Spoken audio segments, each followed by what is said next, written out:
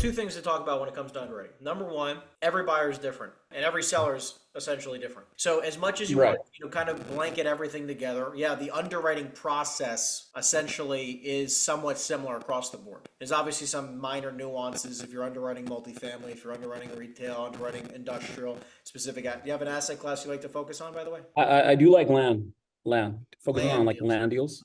Okay.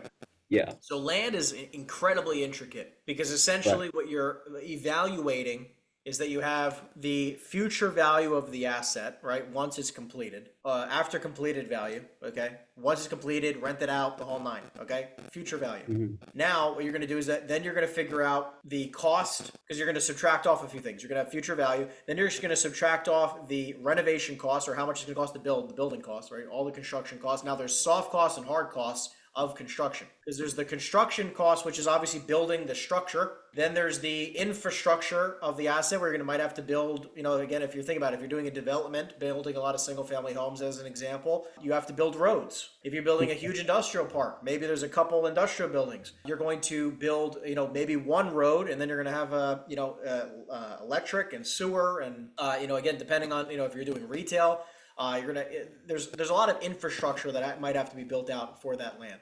So there's that. So there's Now hard that's costs on of the building. on the buyer side, right? Yeah, the buyer's going to incur all this cost. So again, you have future value. Then you're going to remove all the construction costs, soft and hard costs. Then because you're also going to have soft costs, which is like the cost of capital, right? Because again, if you get a loan, because you're going to have some portion of it that you're going to get. Let's just say you get a construction loan on the property, you're going to have to pay Right. interest on the loan. So not only do you have to have the cost of building the building, but you have the cost of the interest payments. So you're going to have all the construction costs, both hard costs and soft costs, subtracted. So it's going to be worth 10 million in the future. Let's say it's going to cost me 6 million to build it. I'm down to 4 million bucks. Now I have to acquire the land, which is however much money. And then you have to make some profit. You have to figure out the math here to say, like, does the math pencil out? Because there are some times where hypothetically a future value of it's going to be 10 million. The construction Right. cost is going to be $9 million. And it's like, okay, well, I haven't acquired the land and I haven't made profit yet. And sometimes the land might only be worth 200,000 bucks, even though the building might be worth 10 million. Yeah, that totally makes sense. But that's on the buyer's cost, right? Like what I mean, I focus on land. So I work with sellers, like try to cold call people to see if they are looking to sell their properties, their land I'm saying to property, evaluate it, to because you have to evaluate the understand, like, property. to sell these deals, you have to understand intricately how it works in a buyer's lens. The buyer has to make money. It has to be a win-win for both parties. Because understand, like, if you're selling, no piece of land will ever sell, ever, if the buyer's not going to win, right? A buyer has to win Right. and the Yeah. seller has to win. Both parties have to make some That money. makes sense.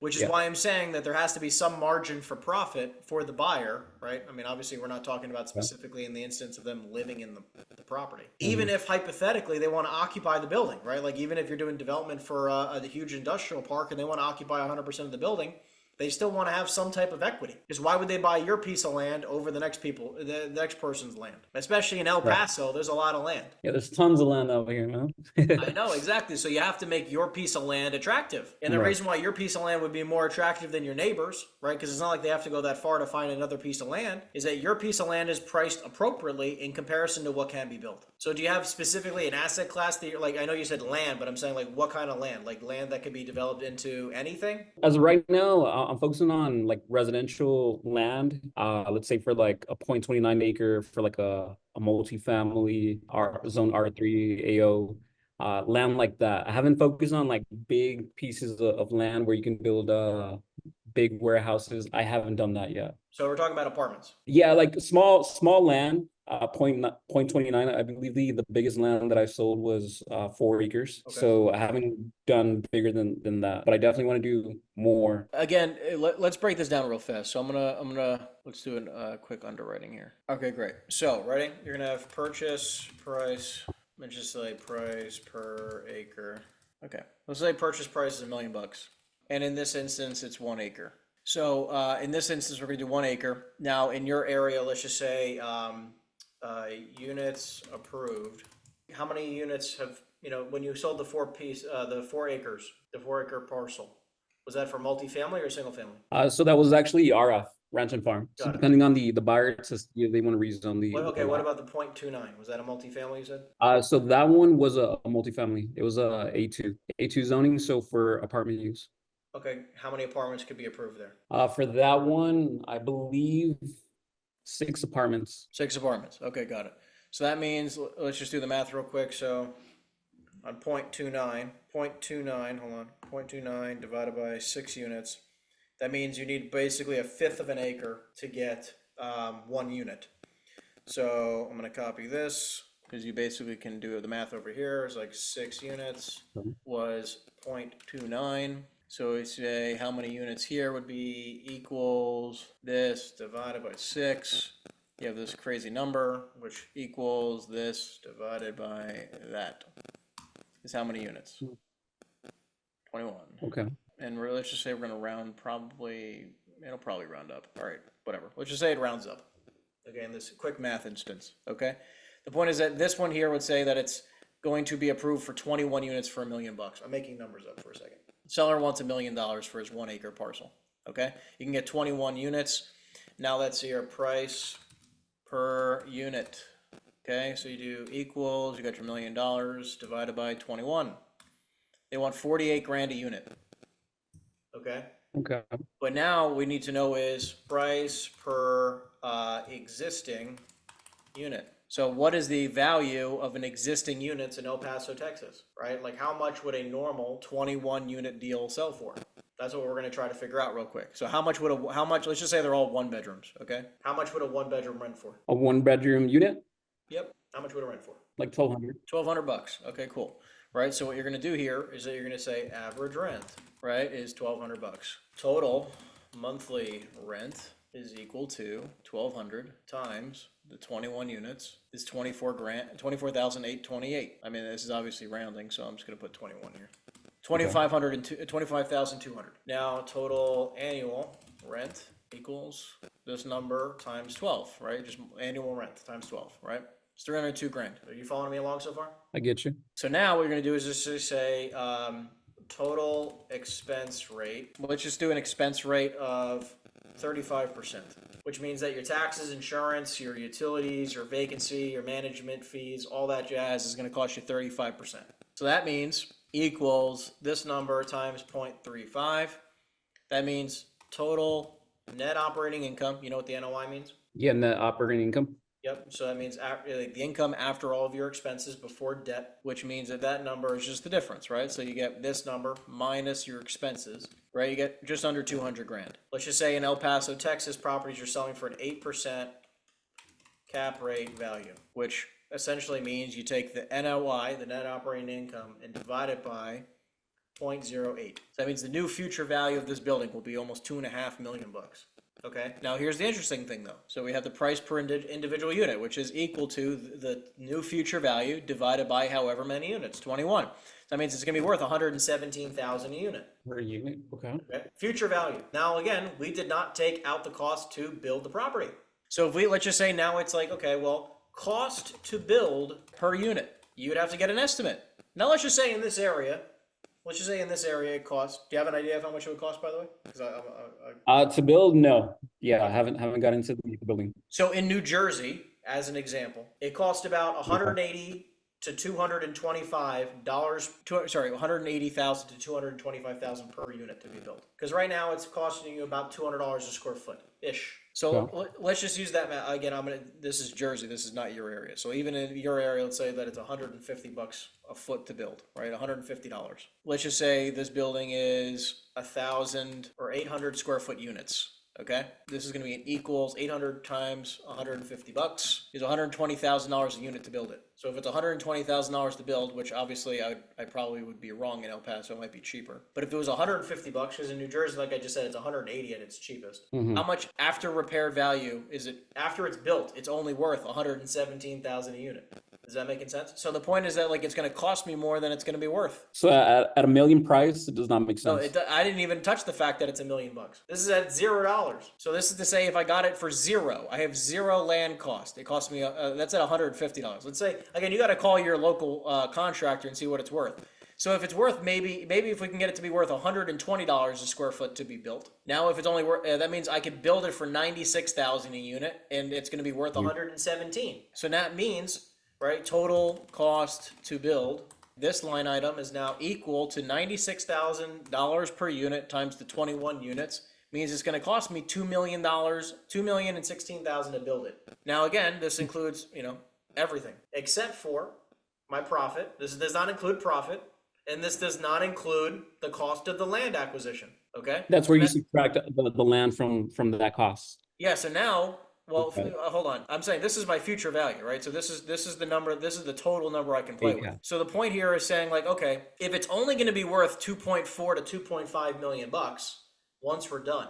Okay, once it's all built, and it's going to cost me $2 million to build it. How much can I pay for the land and have a profit margin? Very little. Very little. I agree with you. Think about it. If you were the person buying this this property and going to build this, you had the idea to build this property. How much would you pay for the land if you knew your future value was 2.4 million? Only like 200 grand. Maybe less. Maybe. Yeah, maybe less. Right. So watch this. Ready? Cost. Actually, let's just do this. Ready? Profit margin. And now this is highest available offer. So profit margin, ready? So let's just say that hypothetically we want to make 300 grand. This also, we're assuming that the cost to build, by the way, is including your soft costs, which means including interest payments on your loan. Because it's very hard. I'm doing back in the napkin math. So like, I'm not going to include that. I'm just going to say, let's just say that includes that number. Because if it didn't, it would be even tighter of a deal. Because I want you to see something crazy, okay? Because it's like, if I wanted to make $300,000, my highest available offer hypothetically would be the 2.4 million minus this number minus this. I could offer 141 grand for the land. Okay, now here's the craziest part. Okay, now let's go down here. Let's say purchase price is, let's just say $100,000. My closing costs are going to cost me something like, let's just say 5% of the purchase, right? My closing costs are going to be 5 times 5%. I got to pay other fees. I mean, it might be more. It might be like 7%, right? I'm going to have attorney fees. I'm going to have, title fees, a lot of other fees that I'm going to incur as a buyer, right? Now, what's crazy is that on the resale, right? Resale costs, let's just do resale price first, right? Now I'm going to do my resale price is this. Now resale costs. I'm going to have to pay commissions. I'm going to also have to pay an attorney. I'm also going to have title fees. I'm also going to have a bunch of other stuff, right? I'm going to have closing costs. Let's just say it's another 7%, 171 grand. So that means my resale after closing, after CC, my closing cost, okay, equals this number minus my closing costs. Now I'm going to walk away with 2.285 after my closing costs. And this is, again, you have to calculate all the margin, right? So if I want to make, watch how crazy this gets now, right? Now we're going to bring all this stuff back to here because it's going to cost me $216,000 to build it, right? So let's bring this back down here. It's going to cost me $216,000 to build it, and then this number is going to be equal to, let's say I bought the land for 100 grand. It's a purchase price of 100,000. That means equals. This is the total. We'll do the net profit. If hypothetically I bought the land, the net profit here equals this net after closing costs minus my resale costs minus my purchase sales cost minus my build cost minus my purchase of my land. To be upside down. Would you buy this deal? Absolutely not.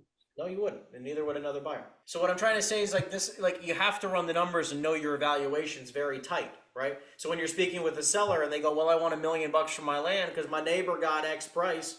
This is how you can speak intelligently to them. And is there like a spreadsheet for that? Or how do you come up with the... I'm going to give you this. So you're going to be able to play around with this. So hold on. No, I mean, it makes total sense. So you basically work backwards. Once you have all that information, you can talk to the seller. You know what? I guess that $1 million does not make sense. And you know what? That's where you can reevaluate the price of listing. Do you go for listings? Because I see your videos. You don't go for listings at all. I get this question a lot. And it's not that I want you to hear this from me where my initial intention is not to just go after a listing. Because if hypothetically in this scenario, you know how like the guy, we started off with this guy wanted $1 million. If this guy came to you and said, hey, I want to sell it for $1 million. And then you said, hey, would you consider listing your property for sale? And you got it listed for $1 million. Would you ever sell it? Probably not. Probably not. I agree. The reason why I say I don't just go for a listing, I want to evaluate the situation first. Does that make sense? So based on the Right. situation where like in this scenario, like this guy wants $1 million, it doesn't really make sense. Hypothetically, if this guy, let's say I'm going to be able to build 60 units, all the numbers change. Not drastically, but a lot of the numbers would change, and you can keep doing the math. And obviously, like in your specific area, the interesting thing about development is you really understand from a few local developers what their costs are. Now, again, I did not include your soft costs, your costs for construction, right? Like of holding a note, right? So think about it like this: where speaking with a lender of saying like, okay, well, number one, how much money out of pocket would they need to put down, right? How much money? There's some banks that'll do 75 or 80% loan to cost, okay, which means that if Right. they're all in for $10 million, the bank will give them 80%, Okay. including the land acquisition and the cost to build it. And then there's some banks, you know, depending on how good the deal is, you might have to put, they might do 70%, 75% loan to cost. So that means they'll finance 70 to 80% of the entirety of the property. That means the land With the build acquisition. out. Yeah, the land acquisition and the build. So the one thing about land that I want to be very clear with you about, okay? Because I know we're coming up on time and I want to make sure you hear this correctly. In order to do very, very well in the land game, a few things. Number one, you need to be close with a number of large developers or seasoned developers. They don't have to be big time developers that only do huge deals, but seasoned developers who buy a lot of land. Okay. Because if you're trying to sell a land deal to somebody who's never bought a land deal before, it's going to be incredibly difficult. Number two, keep in mind, sellers overvalue everything, especially land. When you're doing land deals, I would tell you that you need to be very careful when you're doing these deals because you can be running around like, you know, running in circles with somebody who really isn't that motivated. Like you just saw in an example here, back to the 21, I'm just messing around with the spreadsheet. Like again, that guy is never going to sell that property. Gonna be in the market for a while. Ever. No one will ever pay that price. And just know that, like, again, if you're the realtor who comes along and doesn't know better, you could be stuck along that path and then never close the deal. And which I have.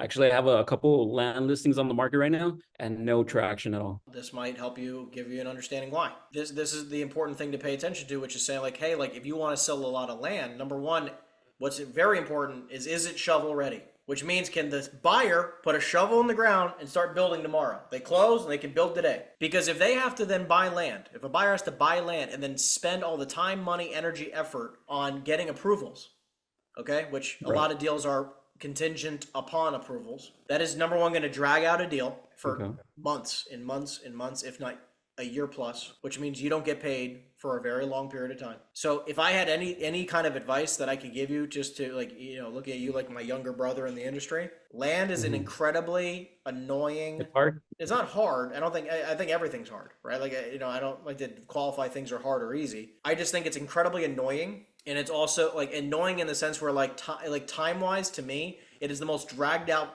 asset class you can possibly deal with. And most of the time I have yet to find I've done several land deals. I'm in contract on a number of them right now. They take forever to close. They just take forever. Where like if you bought something existing, it's much easier to do a quick deal. And that's what you recommend. Try to focus on like buildings, retail Existing space. product.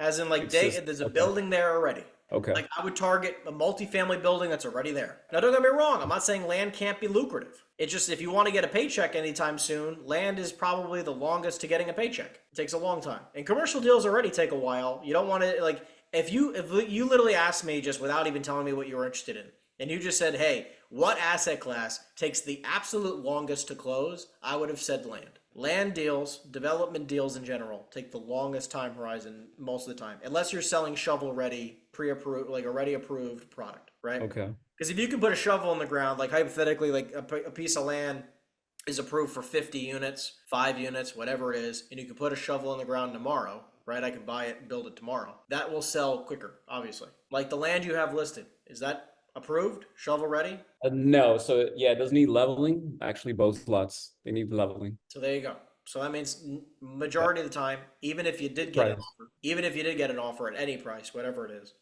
it would be contingent upon approvals. Keep in mind that like if you like just because you like it, like just because like you know you like it or you have some type of interest in it, doesn't mean you'll make a lot of money in it tomorrow. Now, land is interesting. Obviously, in El Paso, Texas, understanding the land game is very important. Obviously, it sounds like you're very studied in the idea of the zoning, which is great. If you can find good listen, if you can find great priced opportunities in understanding the zoning codes and the zoning maps, you can do very well. It might take you some time to close the deal. Right? And then also I did see your new YouTube video regarding the NAR. So as of right now, I'm doing more I do more residential deals. So as of the beginning of this year, that's when I started to like try to cold call commercial owners, try to get into the commercial business. I mean, what's your advice on that? Should I like do like primarily focus more on residential deals than focus on land deals? Yeah. So just to go fairly quickly, just because we're tight on time, if you're going Right. to focus on resi,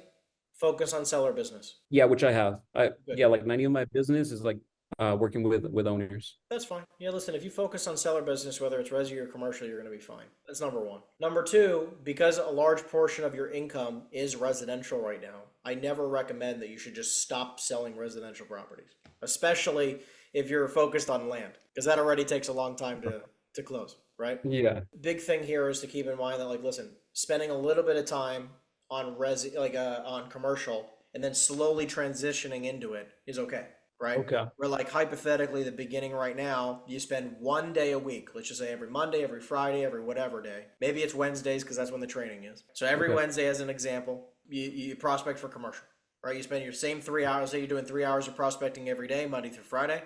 Every Wednesday, you prospect for commercial for those 3 hours. And then you only do 1 day a week until you close a deal. And then that becomes now 2 or maybe 3 days a week, depending on how big that commission check was. And then eventually you slowly move farther and farther into the commercial world. And by the way, doing both is okay. I did it for a number of years. Does it get hard doing both?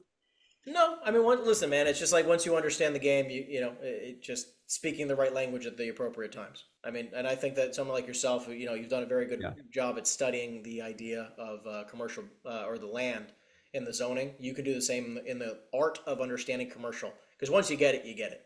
I really appreciate it. I'm You got it, my man. excited. Yeah, me too. Thank you, man. Talk to you. All right, Henry. Have a good one.